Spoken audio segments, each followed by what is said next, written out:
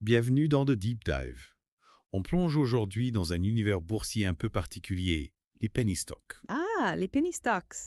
Des actions à moins d'1 euro, parfois à peine quelques centimes. Un terrain de jeu risqué, mais potentiellement très lucratif. Exactement. On va se concentrer sur le marché français et on a sélectionné 3 sociétés qui valent le coup d'œil. 3 sociétés qui illustrent bien la diversité des penny stocks, avec des secteurs d'activité très différents. On a de l'intelligence artificielle, de la biotechnologie et même de la transformation d'entreprises. Des secteurs porteurs, avec un potentiel de croissance énorme. Avant de se lancer, on va rappeler à nos auditeurs ce que sont les penny stocks. Oui, c'est important de bien comprendre les bases avant de se lancer dans cet investissement. Alors, pour faire simple, les penny stocks sont des actions qui se négocient à un prix très bas. Généralement moins d'1 euro, comme on l'a dit. Elles sont souvent associées à de petites entreprises, parfois même en phase de démarrage. Et c'est là que réside à la fois leur attrait et leur danger. Leur faible prix permet d'acheter un grand nombre d'actions avec un investissement relativement modeste. Imaginez un instant. Si la valeur de l'action double, votre investissement est multiplié par 2 ceux. La promesse d'un enrichissement rapide, c'est tentant. C'est ce qui attire beaucoup d'investisseurs. Mais, attention, le revers de la médaille, c'est la volatilité. Ces penny stocks peuvent fluctuer énormément, parfois en quelques heures. Les petites entreprises derrière ces actions sont souvent fragiles. Elles sont plus sensibles aux aléas du marché. On est donc face à un investissement à haut risque. Mais qui peut rapporter gros si on choisit les bonnes actions. Et c'est là qu'on intervient. On va décortiquer le potentiel de 3 sociétés françaises. On va essayer de voir si ces penny stocks valent vraiment le coup. Prêts à plonger. Allons-y. Commençons par Professional Diversity Network ou PDN. Une entreprise qui s'attaque à un sujet crucial, la diversité et l'inclusion dans le monde du travail.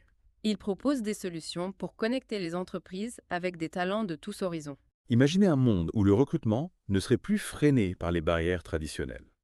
Où chaque individu aurait sa chance, quelles que soient ses origines, son genre, son orientation sexuelle. Une vision ambitieuse. PDN a développé des plateformes en ligne et ils organisent des événements pour mettre en relation des professionnels de tous horizons. Et le marché est là. De plus en plus d'entreprises reconnaissent l'importance de la diversité. C'est un avantage concurrentiel et une question d'image. Et c'est avec une question d'image. Des études montrent que les entreprises diversifiées sont plus innovantes, plus performantes. Et plus attractif pour les talents. PDN se positionne donc sur un marché en pleine croissance. Et ils misent sur l'intelligence artificielle pour se différencier. L'IA, le mot magique du moment, Ils utilisent des algorithmes pour analyser les CV et les profils des candidats. pour identifier les meilleurs talents. Exactement, en s'affranchissant des biais qui peuvent influencer les recruteurs. C'est fascinant. On détecte les perles rares qui auraient pu passer inaperçues. Et on propose aux candidats des offres qui correspondent vraiment à leurs compétences, à leurs aspirations. Tout le monde y gagne. Et d'un point de vue financier, comment se porte PDN? Ils ont réussi une levée de fonds de 2 millions d'euros récemment. Ça leur donne de la marge de manœuvre. Et même s'ils ont enregistré une perte nette au dernier trimestre, on voit une amélioration par rapport à l'année précédente. Des signes encourageants. Mais est-ce que cette confiance des investisseurs est justifiée? PDN peut-il devenir un leader du recrutement inclusif? C'est la question 1 million d'euros. PDN a des atouts. Une vision forte, des solutions innovantes, un marché en expansion. Mais la concurrence est rude. Il faudra surveiller leur capacité à générer des profits sur le long terme. Un potentiel prometteur, mais à suivre de près. On passe à la deuxième société. Clear One Communications ou CLRO. On change complètement d'univers SF. On plonge dans la communication audiovisuelle. Un secteur en plein boom avec le travail hybride et à distance. ClearOne conçoit des solutions de visioconférence, de collaboration en ligne, des systèmes audio professionnels. Des outils indispensables pour les entreprises modernes. Il mise sur la qualité et la fiabilité. On a tous fait de la visioconférence ces dernières années. On sait que la qualité du son, de l'image, c'est crucial. Exactement. Et ClearOne excelle dans ce domaine. Leurs solutions sont réputées pour leur performance. Comment se positionne-t-il face aux géants comme Zoom, Microsoft? ClearOne cible le marché professionnel, avec des solutions sur mesure. Une niche plus exigeante. Ils misent sur la personnalisation pour se démarquer.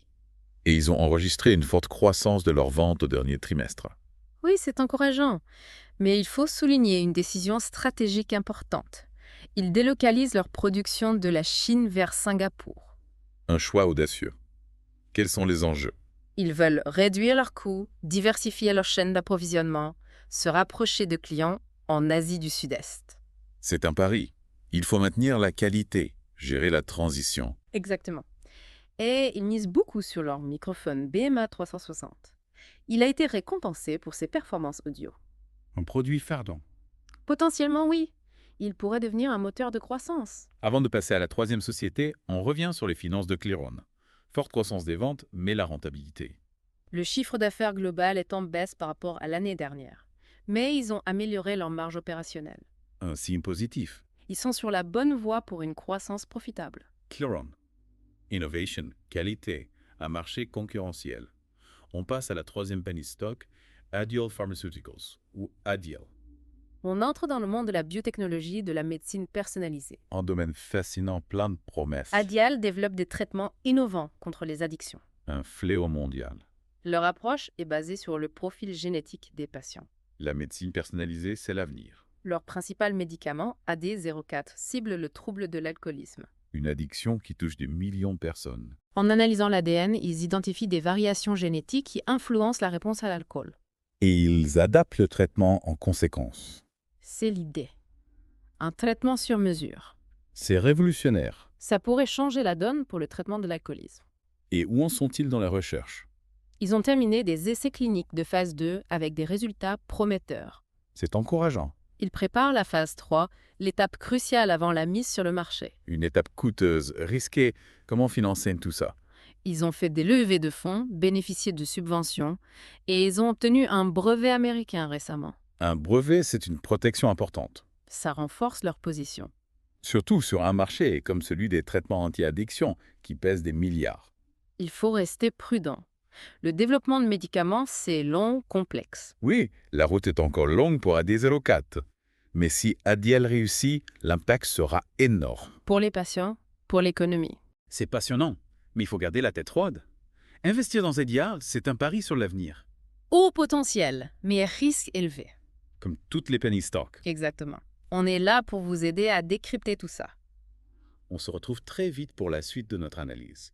On va plonger dans les risques spécifiques à chaque société. Bon, on a vu les points forts de ces 3 sociétés. Leurs ambitions, leurs innovations. Les secteurs porteurs dans lesquels elles évoluent. Mais attention, on parle de penny stocks. Un investissement à haut potentiel, mais aussi à haut risque. Exactement. Il faut analyser les risques potentiels. On ne se lance pas tête baissée.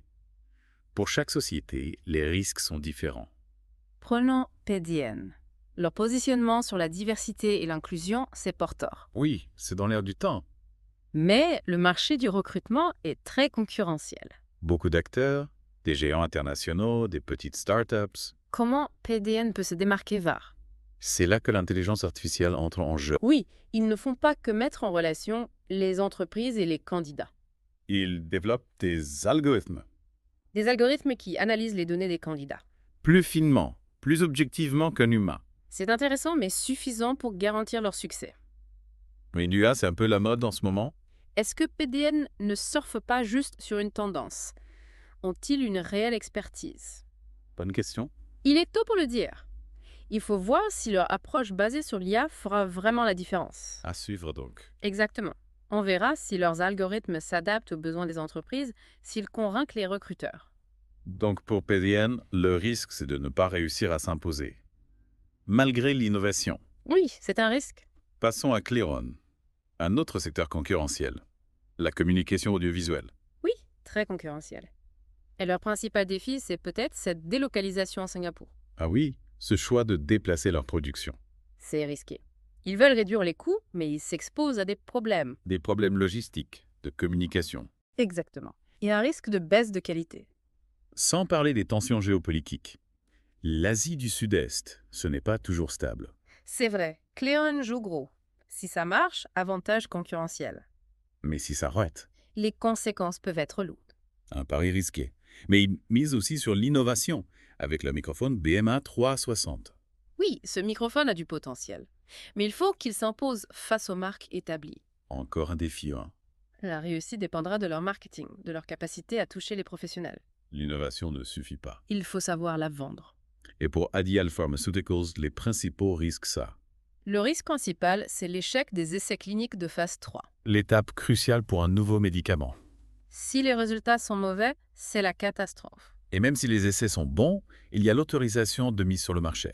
Un processus long, fastidieux. Surtout pour les traitements contre les addictions.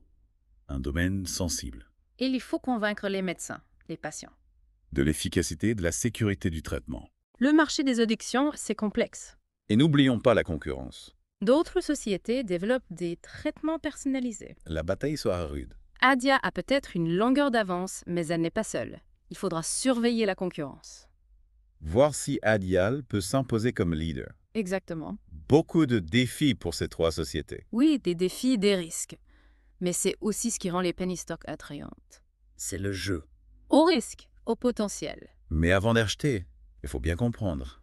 Les enjeux, les risques, le potentiel de chaque société. Et pour vous aider, on va analyser leurs données financières. On rentre dans le détail. Commençons par PDN. Au dernier trimestre, perte nette, Medjonks. On a passé en revue les chiffres, les risques, les secteurs d'activité. On a décortiqué tout ça. Mais il y a un aspect qu'on a un peu négligé, la psychologie. Ah oui, la psychologie de l'investisseur. Souvent sous-estimée, mais cruciale. Surtout avec les penny stocks, Parce que ces actions, elles sont volatiles. très volatiles. Ça monte, ça descend, ça peut faire peur. Exactement. Et la peur, c'est mauvais conseiller en investissement. On peut vite se laisser emporter par ces émotions. C'est ça. On voit le coût d'une action grimper, on a peur de rater le train. Le fameux FOMO. Exactement. Fear of missing out. La peur de rater l'occasion. Et on achète sans réfléchir, Ou l'inverse. Le cours baisse, on panique, on vend tout. pour éviter de perdre plus. Des réactions impulsives dictées par la peur, l'avidité. Et souvent, on fait les mauvais choix. Alors, comment garder la tête froide? Il faut déjà bien se connaître. Quel est mon profil d'investisseur, tiens? Ma tolérance au risque. Combien je suis prêt à perdre, sans paniquer? Question essentielle. Ensuite, se fixer des objectifs clairs. Qu'est-ce que je cherche avec cet investissement? Un complément de revenus, une plus-value à long terme. Avec des objectifs précis, on est moins déstabilisé. C'est ça. Et puis, éviter de suivre le cours des actions en permanence. Ne pas devenir obsédé par les fluctuations. Exactement. On risque de perdre de vue la stratégie à long terme. L'investissement, c'est un marathon, pas un sprint. Très bonne image. Patience, persévérance. Et diversification fond. Ne pas mettre tous ses œufs dans le même panier. Voilà, des conseils précieux, merci. Bon, pour conclure notre deep dive, on revient à nos 3 penny stocks. PDN, Clearon, a deal. La chasse au trésor, a-t-on trouvé nos pépites d'or? Difficile à dire avec certitude. Ce sont des sociétés prometteuses, mais... Il y a des défis, des risques. Exactement. Investir dans des penny stocks, c'est parier sur des outsiders. On peut gagner beaucoup. Ou tout perdre. Un dernier conseil pour nos auditeurs aventuriers. Renseignez-vous, analysez, pesez le pour et le contre. Et n'investissez que ce que vous pouvez vous permettre de perdre. Ça, Chantal. Merci pour votre expertise. Et à nos auditeurs, bonne chance dans votre chasse au trésor. À bientôt, Ben.